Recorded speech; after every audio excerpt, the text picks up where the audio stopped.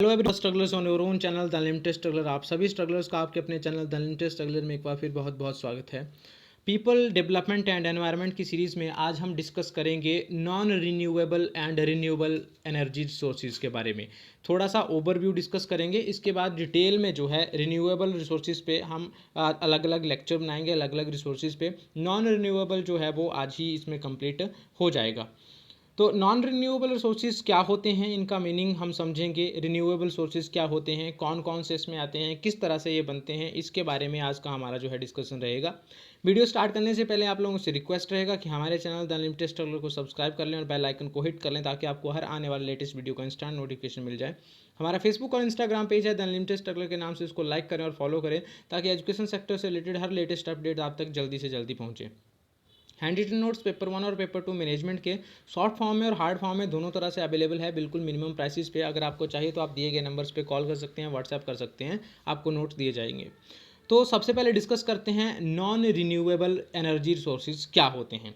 देखिए, non renewable energy resources वो resources होते हैं जो नेचुरली हमें मिलते हैं, जो नेचर से ही प्रोड्यूस होते हैं, नेचर में ही जो है वो बनते हैं, और नेचर से हम जो है उनको निकालते हैं और उनका यूटिलाइजेशन अपने पर्पसेस को रिजॉल्व करने के लिए करते हैं।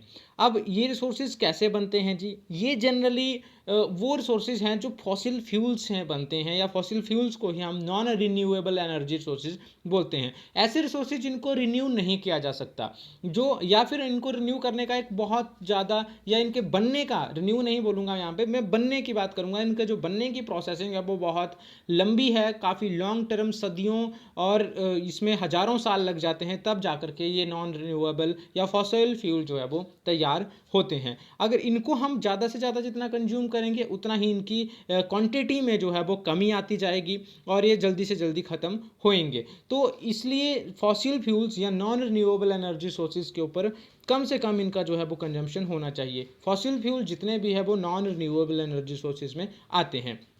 अब ये फॉसिल फ्यूल्स क्या होते हैं जी? फॉसिल फ्यूल्स का मतलब है कि जीवाश्म ईंधन, जिनको हम हिंदी में बोलते हैं। जीवाश्म मतलब जीवों के अवशेषों से जो ईंधन बना है, जैसे हजारों लाखों साल पहले जो पेड़ पौधे, वनस्पति और दूसरे जो जीव हैं वो धरती के अंदर दब गए, उनके अवशेष वहाँ धरती के अंदर समा गए, और उससे फिर जा कर के उन जो प्रोसेस हुआ अंदर, तो उनसे जो फ्यूल तैयार हुआ एक, उसको हम फॉसिल फ्यूल, जीवाश्म ईंधन कहते हैं। अच्छा, अब इनको जो क्यों प्रेफर करते हैं यूज़ करने के लिए, या क्यों इतना तेज़ी से जो है इनका यूटिलाइजेशन हो रहा है, इसके पीछे दो रीज़न है।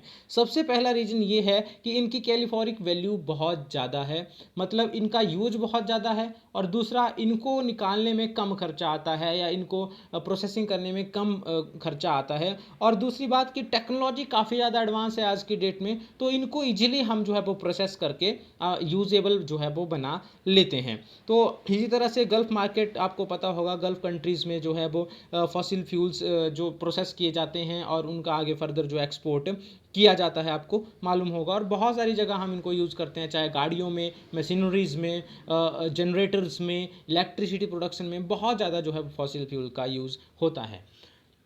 फॉसिल फ्यूल्स की सबसे बड़ी डिसएडवांटेज क्या है कि ये जब ये ईंधन जलता है या इनका यूज होता है, तो उससे हीट जनरेट होती है, और काफ़ी ज़्यादा जो है वो पॉल्यूटेड एलिमेंट्स जो हैं वो ये इससे जो है डिस्चार्ज होते हैं, तो जिससे प्रॉब्लम रहती है। तो ग्लोबल वार्मिंग में सबसे ज़्यादा कंट्रीब्यूट करते हैं फॉसिल फ्यूल, जब यूज़ होते हैं, ये जलते हैं, तो इनसे ग्लोबल वार्मिंग के ऊपर जो है उनके इम्पैक्ट पड़ते हैं, जो चीज़ें इनसे निकलती हैं। दूसरा हेल्थ हैजार्ड, मतलब इनका जो धुआं निकलता है काफ़ी जहरीला होता है, और उससे ज़्यादा काफ़ी ज़्यादा हेल्थ की प्रॉब्लम्स रहती हैं, स्टार्ट हो जाती हैं। और तीसरा ऑयल स्पिल्स। ऑयल स्पिल्स का मतलब है कि जो हमारे समंदर हैं, जो महासागर हैं, जहाँ से ये निकाले जाते हैं, वहाँ पे, या जिनके थ्रू जहाँ से होकर के पाइपलाइंस आती हैं समुद्र के अंदर से, तो उससे जो है वो ऑयल जो है वो रिसाव होता है, उसका रिश्ता है वो कच्चा तेल, और उससे जो है जो समुद्र के जीव हैं उनकी हेल्थ के ऊपर इम्पैक्ट पड़ता है, उससे उनको प्रॉब्लम्स होती हैं। मेजर जो टाइप हैं फॉसिल फ्यूल्स के या नॉन रिन्यूएबल एनर्जी सोर्सेज के, वो पेट्रोलियम ऑयल है, कोल है, और नेचुरल गैस है, इसमें कंसीडर करते हैं हम। इसके बाद बात करते हैं रिन्यूएबल एनर्जी रिसोर्सेज की। ऐसे रिसोर्सेज जिनको रिन्यू किया जा सकता है या जो कभी ख़त्म नहीं होंगे या बहुत जल्दी ख़त्म नहीं होंगे, काफ़ी लंबे अरसे बाद मतलब करोड़ों सालों बाद ख़त्म हो सकते हैं और उनको रिन्यू किया जा सकता है, मतलब उनकी एनर्जी ट्रांसफॉर्मेशन कर सकते हैं, हम चेंज कर सकते हैं उनको यूज़ करने का तरीका, और एक तरीके से जब यूज़ करने के बाद उनको दोबारा से किसी दूसरे तरीके से यूज़ कर सकते हैं। सबसे मेजर डायरेक्ट और इनडायरेक्ट सोर्स जो है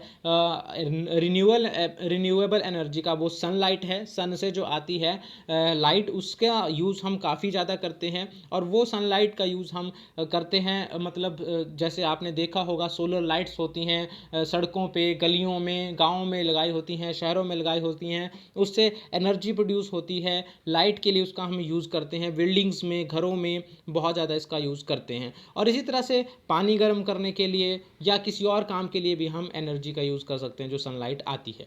अब इसको जो है वो, इसकी जो सन है, इसको मेजर सोर्स क्यों कहा जाता है, क्योंकि इसकी जो एनर्जी है उसी से जो है वो बहुत सारी चीज़ें पॉसिबल है इस अर्थ के ऊपर, इवन बाकी प्लैनेट्स के ऊपर भी।